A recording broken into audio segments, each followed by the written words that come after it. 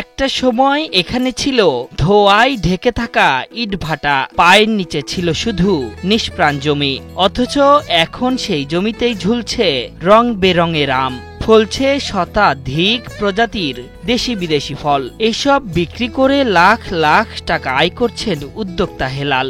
আর বিচিত্র এসব ফলের স্বাদ নিতে কিংবা চারা সংগ্রহ করতে প্রতিদিনই ভিড় করছেন অনেকেই। যেগুলো খেতে মনে চাচ্ছে দেখেই তো খেতে পারতেছি না, বাট নিয়ে যাব কিছু, এবং চারা নেওয়ার ইচ্ছে আছে, দেখি চারা নেওয়া যায় কিনা। একটু যদি কম রেটে রাখে তাহলে অবশ্যই নিয়ে যাব। এক একটি ফল গাছের উচ্চতা মানুষ সমান, তবে এসব গাছের ডালে ডালে ঝুলছে বাহারি রঙের সব আম। নাম শুনলে মনে হবে বিদেশি কোনো ফলের প্রদর্শনী। Valencia pride, Rosa Rosa, Carabao, Miyazaki সহ এই বাগানে আছে 57 জাতের আম। বইয়ের পাতায় অনেক আমের নাম শুনলাম বা টিভিতে মোবাইলে অনেক আম দেখলাম, তাই এখানে ঘুরতে আইসো ফুটবলিতে অনেক আম দেখলাম। সেরকমই 4 বছর আগে পরিত্যক্ত ইটের ভাটায় উদ্যোক্তা হেলাল শুরু করেন আমের বাগান। সবার ধারণা ছিল এই জমিতে কিছুই হবে না, তবে সবাইকে ভুল প্রমাণ করে ব্যাপক সফলতার মুখ দেখেছেন ফল চাষী হেলাল উদ্দিন। আমরা দেখলাম আমাদের এখানে বিশ্বের সবচেয়ে দামি দামি জাতগুলি অস্বাভাবিক ফলন হয়েছে।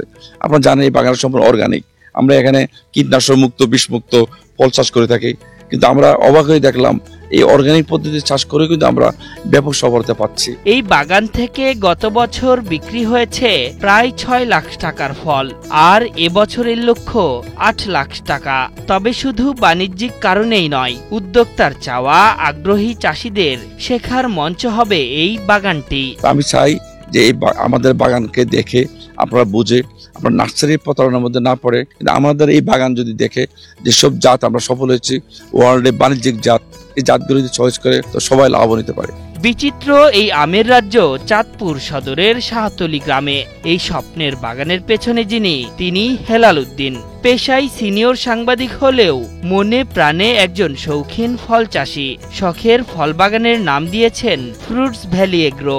অন্যান্য উদ্যোক্তারা যারা এই পদ্ধতি আলাদা হাই ডেনসিটি মানে গণপদ্ধতি যদি পরিকল্পিতভাবে বাগানটাকে গাছটাকে জোপালো করে চাষ করা যায় তাহলে সে লাভবান হবে। হেলাল উদ্দিনের সফলতার গল্পে অনুপ্রাণিত হয়ে প্রতিদিনই বাগানটি পরিদর্শনে আসেন নানা বয়স ও পেশার মানুষ।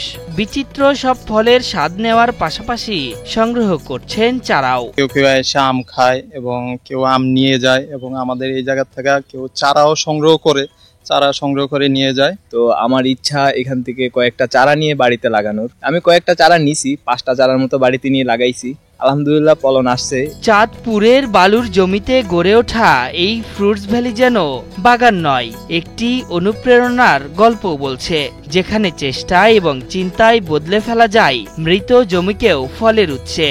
শুধু ফল নয়, হেলাল উদ্দিন এখন চারা দিয়েও উৎসাহিত করছেন নতুন চাষীদের। আশরাফুল ইসলাম, ৭১।